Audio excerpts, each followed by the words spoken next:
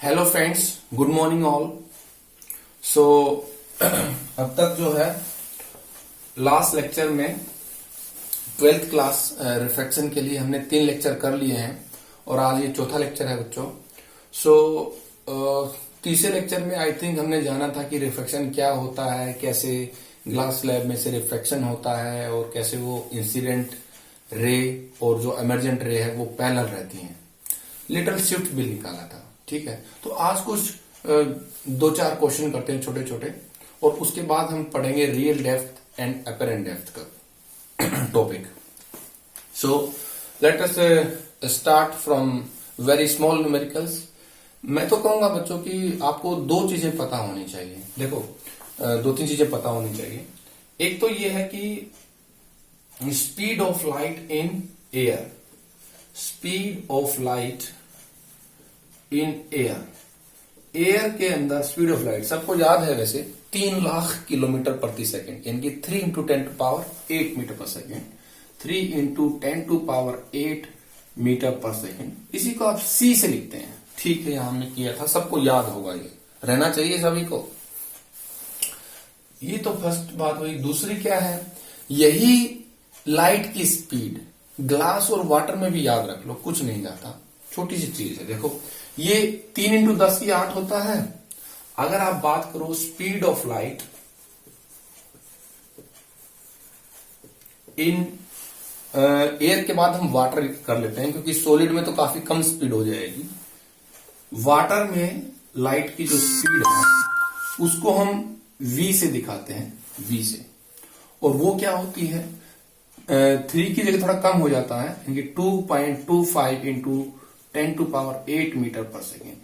इसको कह लो कि वाटर है तो VW हो गया। Similarly speed of light in glass भी याद रखो बच्चों, ग्लास में शीशे में जो स्पीड ऑफ लाइट है वो V स्पीड हो गया और ग्लास मतलब G = 2 × 10⁸ मीटर पर सेकेंड, ठीक है। देखो यहां पर सबसे ज्यादा थी 3 × 10⁸। इसमें थोड़ा कम हो गया। पानी में आपको पता है मालिक्यूल्स करीब होते हैं, लेकिन उतना सॉलिड नहीं होता है जितना ये तो सॉलिड ही है भाई ग्लास, तो इसका रिफ्रैक्टिव इंडेक्स थोड़ा ज्यादा होता है, इसलिए इसमें स्पीड और कम हो गई। यहां पे 3 था, हवा में तो खूब स्पीड से चल रही थी आपकी रे ऑफ लाइट, लेकिन जैसे ही वाटर आया उसकी स्पीड थोड़ी कम हुई। देखो 3 से गिर के 2.25 हो गई, 2.25 हो गई, पीछे वाला तो वही है। उसके बाद अगर आप उसी लाइट रे को ग्लास में ट्रेवल करा रहे हो तो और कम हो जाएगी, और कम होकर 2.25 की बजाय 2 आ गई, 2 पे आके टिक गई। बस यहीं से आप समझ सकते हो 3, 2.2 और 2, ये तीनों चीज याद रखोगे तो सही रहेगा। न्यूमेरिकल्स करते वक्त आपको आसानी रहेगी। ऐसमें इसी में देखो, अगर आपसे पूछ ले, आपसे कह सकते हैं क्वेश्चन नंबर 1 कि find refractive index of glass.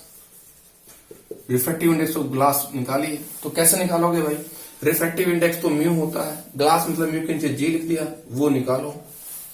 तो ग्लास का रिफ्रैक्टिव इंडेक्स क्या होगा? किसी चीज का रिफ्रैक्टिव इंडेक्स तो हमें पता है, ये होता है C/V होता है। अगर आप ग्लास का निकाल रहे हो तो ऊपर में तो कोई चेंज नहीं होगा, हाँ नीचे में V के साथ में G लिख देंगे।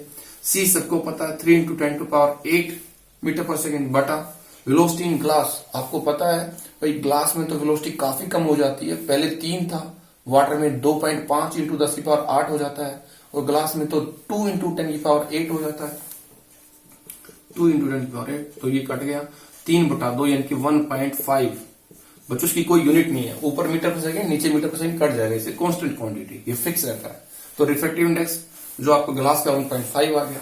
अब कहे रिफ्रैक्टिव इंडेक्स ऑफ वाटर निकालिए, कोई दिक्कत नहीं है, किसी का भी रिफ्रैक्टिव इंडेक्स आपसे निकलवा लो, आप तो सब निकाल देंगे। कैसे भाई? जिसका भी रिफ्रैक्टिव इंडेक्स निकालना चाहते हैं, जैसे अभी यहाँ वाटर का है तो μW या NW भी लिख देते, कई बार इसको N भी लिख देते हैं, ज्यादातर यही रहेगा। तो म्यू आपको निकालना, तो क्या करेंगे? C, वही फॉर्मूला C/V, और नीचे ऊपर तो C ही रहेगा हमेशा, नीचे अगर ये वाटर का रिफ्रैक्टिव इंडेक्स है तो वेलोसिटी भी वाटर की ही हो जाएगी। तो ये तो सबको पता है, ये तो सर्वविदित है भाई, 3 × 10⁸ ही रहेगा। हाँ वाटर में थोड़ी कम हो जाती है, बहुत ज्यादा कम तो नहीं होती, बहुत ज्यादा तो ग्लास में होती है। जहां तक 3 आपने याद किया उनकी जो बात है, वैसे और भी कम होती है कई कई मीडियम में, पर जो हमने 3 याद किया उनमें सबसे कम ग्लास की। ये 3 ही याद कर लो बहुत है। सी बटे velocity in water, velocity in water क्या बहुत कम हो गई थी, बहुत कम हो गई कितना 2 हो गई थी भाई, बहुत कम होकर के वाटर की है, बहुत कम नहीं हुई थी, बीच का रह गया था, ग्लास में काफी कम हो गई थी। इसमें तो बच्चों एक सेकेंड, इसमें हो गया था 2.25 इंटू 10⁸, ये कट जाएगा तो बचा क्या 3/225। ऊपर अगर मैं इसके नाम की 2 जीरो लगा दूं बच्चों, ठीक है, तो ये कट जाता है कितना पे 5 से काटे, 5 चौक 20, 5 5 25, 5 30 0, 15 चौके 60, 15 75, 15 30 45, है ना, 4/3, हाँ सही है, इतना ही होता है। ये होता है बच्चों 4/3, इसकी वैल्यू 4/3 है, इसकी 3/2 है, ये 1.5 हो जाएगा, इसका भी कर लेना, जो लगभग इतना ही आएगा। तो बच्चों ये 1.3 आ रहा है शायद, है ना, इसको भी डिवाइड कर सकते हैं। आप इतना ही याद रखो, ये 3/2 आता है ग्लास के लिए और वाटर के लिए आता है इतना। अब इसको साफ कर लेते हैं, ठीक है, देख लो सही है, ओके। अब देखो इसको दूसरा क्वेश्चन लेते हैं।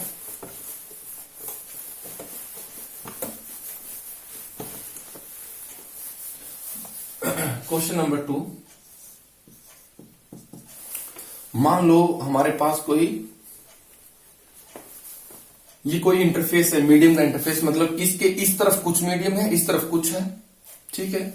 हमने मान लिया इस तरफ एयर है भाई, इस तरफ हमने एयर मान लिया, और इधर कोई मीडियम है, जिस मीडियम को हमने मान लिया है 1.73, इसका रिफ्रैक्टिव इंडेक्स हमने मान लिया। ये कोई मीडियम है, हमें बताया नहीं क्या मीडियम है, ये कह दिया कि भाई जो रे आ रही है वो एयर से आ रही है और ओब्लिकली आ रही है, बताया जाएगा आपको।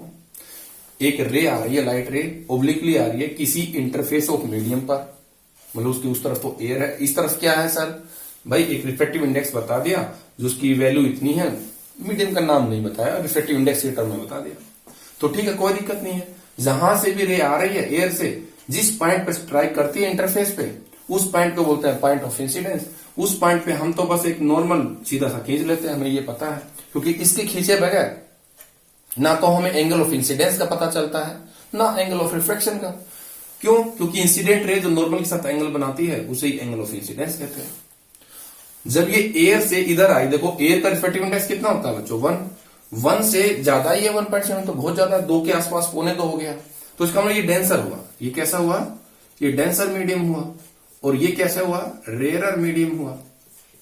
इसकी तुलना में तो वो हल्का ही है, रेयरर है, ऑप्टिकली रेयरर है, ये डेंस है।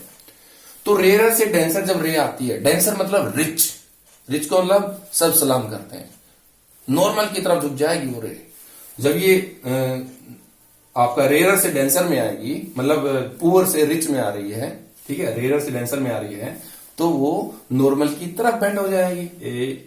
जानी तो ऐसे चाहिए थी बच्चों, पहले ऐसे बना लें, जानी तो ऐसे चाहिए थी, लेकिन ये बनाना जरूरी नहीं है, और शुरू शुरू में सीखने के लिए मैं तुम्हें बता रहा हूं, थोड़ी आदत पड़ जाए उसके बाद नहीं करेंगे। तो जानी ऐसे चाहिए थी, लेकिन ऐसे नहीं जाएगी, नॉर्मल की तरफ आएगी, थोड़ा थोड़ा सा कर दो वही बहुत है, नॉर्मल की तरफ आ गई। तो नॉर्मल की तरफ आने वाली ये है असली रे, इस तरीके से जाएगी, और नॉर्मल के साथ जो एंगल बना रही है उसे कहते हैं एंगल ऑफ रिफ्रैक्शन। अब हमें दिया हुआ है कि ये एंगल जो है, मान लो ये एंगल दिया हमें 60 डिग्री, ये एंगल हमें दे दिया 60 डिग्री। और बच्चों अगर ये रे ऐसे जाती, वैसे जा नहीं पाएगी, क्योंकि एक डेंसर मीडियम मौजूद है, वो इसको मोड़ देगा। तो इस एंगल को क्या बोला था हमने कल? डेल्टा बोला था, डेल्टा एंगल ऑफ डेविएशन बोला था, कि इतने एंगल से वो डेविएट कर गई। जानी इधर चाहिए थी, लेकिन वो इधर हो गई, तो मुड़ गई ना, थोड़ी सी डिफ्लेक्ट कर गई, डेविएट अपने रास्ते से वो भटक गई, ठीक है। तो किसी ने कहा है कि भाई डेल्टा की वैल्यू निकालो। यहां पे डेल्टा क्या होगा? वैसे देखा जाए, ये रे आपने सीधी आगे खींची है, ये नॉर्मल खींचा है, तो ये जो 60 का एंगल आपको गिवन है, दिया हुआ है, उतना ही तो इस नॉर्मल और इस रे के बीच में बाद में भी होगा। ये आमने सामने के एंगल होते हैं ना, क्या बोलते हैं, अपोजिट एंगल्स, है ना। तो ये भी 60 होना चाहिए मेरे हिसाब से, जो आई की वैल्यू थी, ठीक है। बच्चों यहाँ पे ट्रेन 1-2 बार बीच में आ जाती है, तो 1-2 सेकंड के लिए, 5-7 सेकंड के थोड़ा डिफ्लेक्शन रहेगा, अगर आ जाती है तो ठीक। अभी मुझे लग रहा है कि आ रही, कोई बात नहीं। तो यहां पर 60 होना चाहिए पूरा, ये 60 आपको दिया हुआ है। आपसे पूछा है कि डेल्टा निकालो, तो डेल्टा क्या होगा बच्चों, देखो डेल्टा होगा पूरे 60 में से आप आर माइनस कर देंगे। आर आपको पता नहीं, कोई बात नहीं। जैसे ही हमें तो एक चीज पता है, कोई रे अगर आ रही है, अगर इंटरफेस ऑफ मीडियम है, तो हम वहां पे स्नेल्स लॉ लगा देते हैं। स्नेल्स लॉ लगाओ, देखो इस पॉइंट पे, यहां पर इस पॉइंट पे स्नेल्स लॉ लगाओ। क्या करोगे Snell's law, apply Snell's law. Snell's law को अप्लाई करेंगे तो क्या होगा भाई, इस तरफ का रिफ्रैक्टिव इंडेक्स और इसी तरफ का एंगल, इधर रिफ्रैक्टिव इंडेक्स क्या है 1, यानी कि पहले म्यू ए लिख लो। चलो एयर है तो एयर का रिफ्रैक्टिव इंडेक्स जो कि 1 होता है, बाद में पुट कर लेंगे, पहली बार कर रहे हैं इसलिए लिख रहे हैं, अदरवाइज फिर लिखते नहीं है। इनटू साइन ऑफ क्या एंगल है इस तरफ बच्चों 60 है, इज इक्वल टू इधर आए तो इधर का रिफ्रैक्टिव इंडेक्स दे रखा है म्यू एम इनटू, और इधर का एंगल कितना है, इधर का एंगल ये 60 मत देखना बच्चों, यहां पर आई देखना है या आर देखना है, यहाँ पे आर हमें पता ही नहीं है तो साइन आर डाल दो। अब देखो इसकी वैल्यू डालोगे तो 1 होता है, एयर है, into sine 60 is equal to mu m, mu m आपको दे रखा है 1.73 इंटू में साइन आर। ठीक है, आपको निकालना है डेल्टा, डेल्टा निकालना है, उसके लिए आपके पास आर होना चाहिए, तो आर तो यहां से आ जाना चाहिए। साइन 60 कितना होता है बच्चों, √3/2, √3/2 is equal to 1.73 into sine r. देखो इसको डिवाइड करने साइन आर आ जाएगा, लेकिन यहाँ पे अभी थोड़ा दिमाग आपको लगाना है, कुछ चीजें याद रखनी पड़ती हैं बच्चों, जैसे √2 होता है 1.414, √3 होता है 1.732, तो ये 1.732 जो है ये √3 ही है, तो यहां पर √3/2 is equal to √3 into sine r. ठीक है, अब साइन आर क्या हो जाता है, sine r is equal to ये चीज इधर आएगी तो क्या हो जाएगा, नीचे डिवाइड में आ जाएगा, √3/2 इंटू में 1/√3 हो जाएगा, यहाँ √3/1 था इस तरफ, तो इधर आके 1/√3 हो जाएगा, ये इससे कट गया, तो sine r is equal to 1/2, और साइन आर मतलब साइन कोई एंगल है, आर क्या है कोई एंगल है, तो साइन थीटा हाफ कब होता है, जब थीटा की वैल्यू 30 होती है, तो देयरफॉर आर जो है वो 30 होना चाहिए, पक्की बात है। जब आपके पास आर आ गया तो डेल्टा तो ऑफ कोर्स आ गया कैसे, delta is equal to 60 minus r की वैल्यू 30, तो delta is comes out to be 30 degree, तो डेल्टा की वैल्यू आपके पास आ गई। इस तरीके से बच्चों आप अप्लाई कर सकते हो। एक और क्वेश्चन ले लेते हैं, चलो चले, ओके।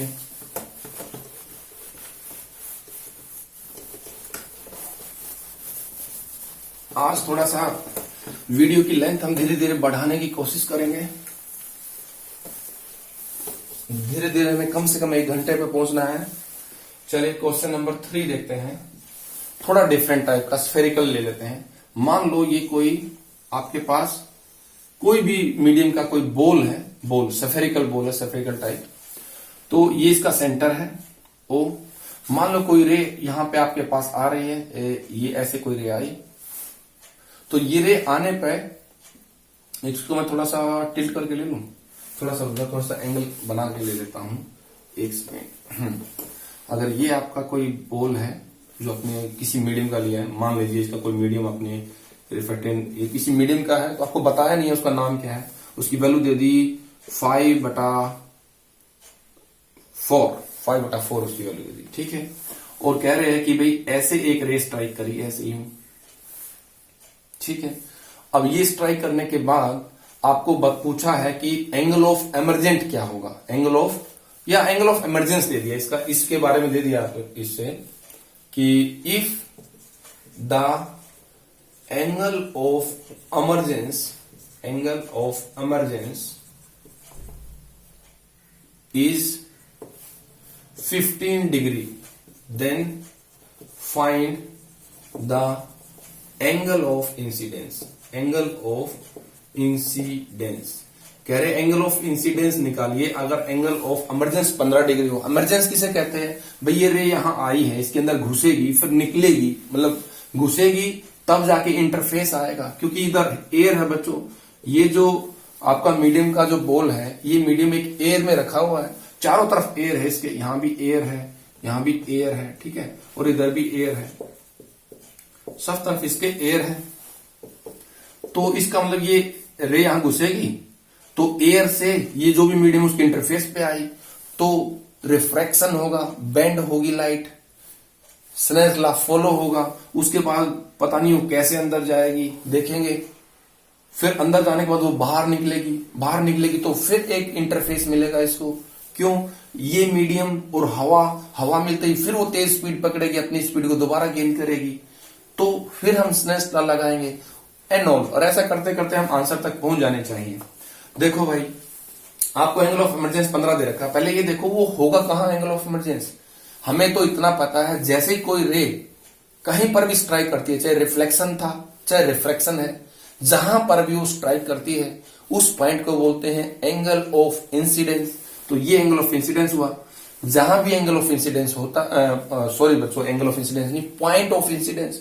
उस पॉइंट ऑफ इंसिडेंस को हम, अगर स्फेरिकल सरफेस है तो उसको सेंटर से मिलाते हैं ताकि नॉर्मल बन जाए।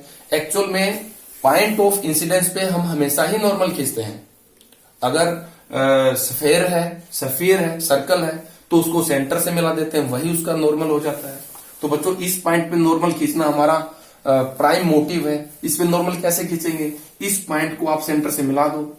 इस पॉइंट को हम सेंटर से मिला देते हैं। हमारे पास स्केल है यहाँ, थोड़ा सा अगर स्केल यूज करेंगे तो अच्छे से समझ में आएगा। ये लो, इस पॉइंट को मिला दो सेंटर से, ये हमने नॉर्मल खींच दिया। अब देखो नॉर्मल के साथ इस रे ने कितना एंगल बनाया, इंसिडेंस एंगल ने, इंसिडेंट रे ने। ये जो एंगल है नॉर्मल और इंसिडेंट रे के बीच में जो, बाकी इसको थोड़ा बाहर ले आओ बच्चों, इसको थोड़ा सा बाहर ले आते हैं, लाइक दिस, ये बाहर ले आए। ये नॉर्मल था।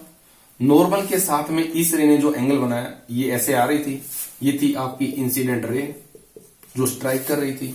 तो ये एंगल आई हो गया भाई नॉर्मल के साथ जो एंगल है। अब देखो ये रे अंदर ऐसे नहीं जाएगी, अब जैसे सीधी लाइन है ऐसे नहीं जाएगी, तो क्या होगा, ये एयर तो क्या है, रेयर है। ये देखो 5 को 4 से भाग दो तो 1 पॉइंट कुछ आ रहा है, 1.2 कुछ करके आ रहा है। तो मतलब इससे तो ज्यादा है, इससे तो ज्यादा है।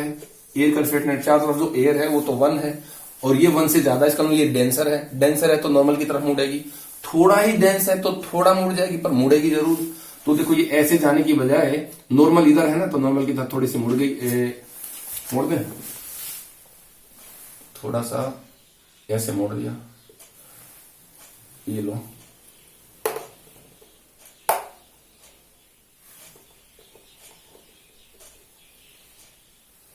इसको हमने ऐसे मोड़ दिया, ये अब ऐसे बेंड हो गई।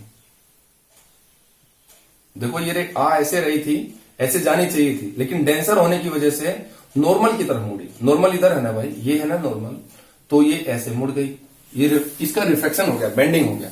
अब ये इस पॉइंट पे पहुंची। इस पॉइंट पे पहुंचने के बाद अब तक तो उसको तकलीफ हुई थी, पहले बहुत तेज स्पीड में चल रही थी। कितने स्पीड में? 3 × 10⁸ मीटर पर सेकेंड, यानी कि 3 लाख किलोमीटर प्रति सेकंड से चल रही थी। इसमें आई थोड़ी कम हो गई क्योंकि व्यवधान आ गया, ऑब्स्ट्रक्शन आ गए, मालिक उस नदी का डेंसर है। अब जैसे यहां खुश हो जाएगा, हाँ भाई अब फिर दोबारा अपनी स्पीड पा लेंगे, तो फिर स्नेल्स लॉ यहां लगेगा। कैसे? इस पॉइंट पे पहुंचने के बाद आप एक नॉर्मल खींचो। नॉर्मल कैसे खींचे? सर खींचा था, अरे वो तो इस पॉइंट पे खींचा था भाई। हमेशा पॉइंट ऑफ इंसिडेंस पे नॉर्मल खींचते हैं। इसको इससे मिलाओ, सेंटर से मिला दो, वही नॉर्मल होता है। सर्कल के केस में उसको सेंटर से मिला दो, वही नॉर्मल होता है। अदरवाइज तो नॉर्मल की डेफिनेशन क्या होती है, ये कोई लाइन है, रे यहां आई, ये पॉइंट ऑफ इंसिडेंस है, तो इस सरफेस पे तो आप ऐसे खींचे। फ्लैट सरफेस पे तो आपको पता है 90 डिग्री होता है, लेकिन सर्कल के केस में जिस भी पॉइंट पर, अगर रेडियस पे, पूरे सर्कमफेरेंस पे, पेरीफेरी पे कोई भी पॉइंट है, उस पॉइंट को आप सेंटर से मिला दो, ठीक है। तो रेडियस और टेंजेंट हमेशा परपेंडिकुलर होती है। तो इस लिहाज से हमें पता है कि सर्कल के सर्कमफेरेंस पे किसी भी पॉइंट को अगर आप रेडियस से मिला देते हैं तो वो नॉर्मल होता है, ठीक है भाई।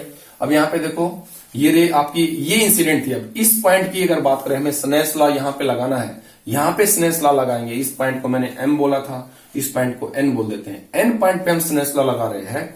लगाया मैंने अभी किसी पे भी नहीं है, पहले यही देख लेते कैसे कैसे जा रही है। पहले m पे लगाएंगे फिर n पे। चलो बच्चों ये बताओ, यहां पे आने के बाद क्या होगा? डेंसर से अब रेयर में जा रही है, तो रेयर मतलब गरीबी में जा रही है, तो गरीबी को कोई नहीं पूछता है, गरीब से दूर भागते हैं सभी, तो नॉर्मल से दूर चले जाएंगे। इस जो नॉर्मल आपने बनाया इसको थोड़ा सा एक्सटेंड कर लो, ये नॉर्मल हो गया। अब ये जानी तो यूं चाहिए थी, देखो ऐसे जानी चाहिए थी, इस रे को ऐसे जाना चाहती थी, लेकिन अब ये नॉर्मल से दूर हो जाएगी ना, स्पीड काफी पकड़ लेगी। ये नॉर्मल है, अगर यूं जानी चाहिए थी, अगर ये यूं हो जाएगी तो ये कहा जाएगा कि नॉर्मल की तरफ मुड़ गई, लेकिन अब नॉर्मल की तरफ नहीं बल्कि थोड़ा इधर हो जाएगी, ये हो गई। इसको क्या कहेंगे, नॉर्मल से अवे हो गई। अब इसका रिफ्लेक्शन हो गया, इसको बोलेंगे बच्चों अमर्जेंट रे। ये है अमर्जेंट रे, ये है बच्चों अमर्जेंट रे, ये हुई अमर्जेंट रे। ठीक है, इस तरफ ए है, मैं लिख देता हूं। अब जो अमर्जेंट रे है उसने नॉर्मल के साथ जो एंगल बनाया, मतलब एक तरह से रिफ्लेक्टेड रे है, मतलब अमर्जेंट इसलिए लिख दिया कि अब और रिफ्लेक्शन इसका नहीं होना। तो अमर्जेंट रे ने नॉर्मल के साथ जो एंगल बनाया इसको बोल दिया एंगल ऑफ इमरजेंस। और इस ई की वैल्यू बच्चों आपको 15 दे रखी है, ये 15 दे रखा है, ये निकालना है। तो कैसे निकलेगा, देखो अब एम पे स्नेल्स लॉ लगाते हैं, यहां पर स्नेल्स लॉ लगाते हैं। क्या लगाएंगे स्नेल्स लॉ, देखो यहां पर, तो यहां पर लगाने के लिए इस तरफ का रिफ्रैक्टिव इंडेक्स और इसी तरफ का एंगल, इस तरफ रिफ्रैक्टिव इंडेक्स क्या है, एयर है, एयर को 1 लिख दो सीधा, इनटू इस यहां पे एंगल कितना आई, तो साइन के साथ लिखेंगे उस एंगल को, जो भी एंगल है साइन के साथ, sine of angle of incidence is equal to, यहां पे हो गया, आपने लगा दिया यहां पे। उसके बाद इसके अंदर आते हैं, ये तो पॉइंट के इस तरफ था, अब पॉइंट के इस तरफ देखो, इस तरफ क्या है, रिफ्रैक्टिव इंडेक्स कितना है भाई, 5/4 है, ये तो मैंने ऑलमोस्ट लिखा 1/2, 5/4 हमें दिया हुआ है। ये जानने के लिए देखा था मैंने कि 1 से ज्यादा है या कम है, आइडिया लगाया था। ठीक है, आइडिया से पता चला कि ये डेंसर है, तो इस तरफ रिफ्रैक्टिव इंडेक्स है भाई 5/4 इंटू, और इधर एंगल कितना है, देखो ये रे थी नॉर्मल के साथ, ये नॉर्मल के साथ जो एंगल बना इसको आर बोलते हैं, यही तो एंगल ऑफ रिफ्लेक्शन हुआ। नॉर्मल के साथ जो रे ने एंगल बना दिया, रिफ्लेक्टेड रे ने जो नॉर्मल के साथ एंगल बना दिया उसे ही कहते हैं एंगल ऑफ रिफ्लेक्शन। तो यहां डालेंगे साइन आर, ठीक हो गया। तो साइन आई आपको दिया नहीं है, ठीक है, इस इक्वेशन को नहीं छोड़ दो, ना आर दिया ना कुछ दिया, इसको इक्वेशन 1 बोल दिया। अब यहां लगाओ, यहां पे लगाओगे तो क्या होगा, ये बच्चों एक बात बताओ, एक सर्कल के अंदर अगर आप इस तरीके से एक ये रेडियस, ये तो रेडियस ही हुई ना, यहां से लेके यहां तक रेडियस, यहां से लेके यहां तक ये भी रेडियस, ये आर है इसका, ये भी आर है, ये आर नहीं है, लेकिन इतना श्योर है कि एस इसमें ये जो एंगल होता है वही ये एंगल होता है, ये सर्कल की प्रॉपर्टी है भाई, जो ये एंगल है उतना ये बनता है। आप कहीं बना लो, अगर ये सर्कल है, इस सर्कल में आपने एक पॉइंट ये लिया, एक ये लिया, इन दोनों पॉइंट को यहां से जोड़ दिया, तो ये जो एंगल होता है वही ये होता है। या आपने यहां कोई पॉइंट ले लिया, एक यहां ले लिया आपने इस पॉइंट को इससे जोड़ा, इस पॉइंट को इससे जोड़ा, और इन दोनों को भी जोड़ दिया, तो ये जो एंगल होते हैं ये दोनों बराबर होते हैं, ये दोनों बराबर होते हैं, तो ये और ये दोनों इक्वल रहेंगे, आर आर। तो यहां पे लगा हुआ, यहां पे लगा हुआ तो क्या होगा, ये देखो ये रे एन पॉइंट के लिए इंसिडेंट रे हुई, तो एन पॉइंट पे लगा, इंसिडेंट रे कौन सी है, ये वाली, तो इंसिडेंट रे इधर का रिफ्लेक्टिव इंडेक्स क्या है, 5/4 into sine of angle of incidence, यहां पर आर को ही एंगल ऑफ इंसिडेंस मान सकते हैं, तो sine r is equal to, और इस तरफ देखो, इस तरफ क्या एयर है, एयर का रिफ्लेक्टिव इंडेक्स 1 और इसका एंगल ऑफ इंसिडेंस साइन ई मतलब 15 दे रखा है। ठीक है, तो एक आपके पास इक्वेशन ये हो गई। अब इस इक्वेशन में देखो, इधर आपके पास 5/4 sine r right hand side में ये है, इसके लेफ्ट हैंड साइड में ये है। जब इस इक्वेशन के लेफ्ट हैंड साइड में ये है, इसके राइट हैंड साइड में ये है, तो ये दोनों भी बराबर होने चाहिए, ये दोनों भी बराबर होने चाहिए बच्चों। तो कह सकते हैं by comparing 1 and 2, by comparing 1 and 2, 1 और 2 को कंपेयर करने पे क्या पता चल रहा है कि 5/4 sine r is equal to क्या क्या, ये दोनों बराबर है, तो ये दोनों बराबर होने चाहिए, 5/4 sine r is equal to 5/4 sine are.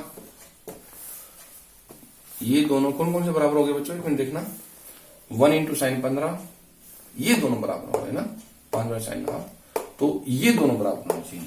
मैंने थोड़ा सा गलत लिख दिया, थोड़ा सा गलती लिख, क्या लिख दिया, 1 इंटू साइन आई होना चाहिए, यहां पर 1 इंटू साइन आई कर दें, 1 into sine I is equal to 1 into sine 15 होना चाहिए, 1 इंटू साइन 15,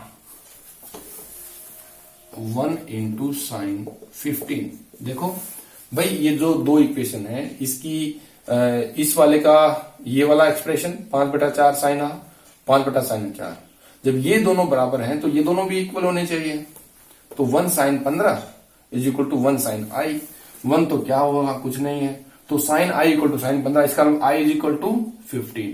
तो यहां से भी आपका एंगल ऑफ इंसिडेंस आ गया कि ये 15 होना चाहिए। और पता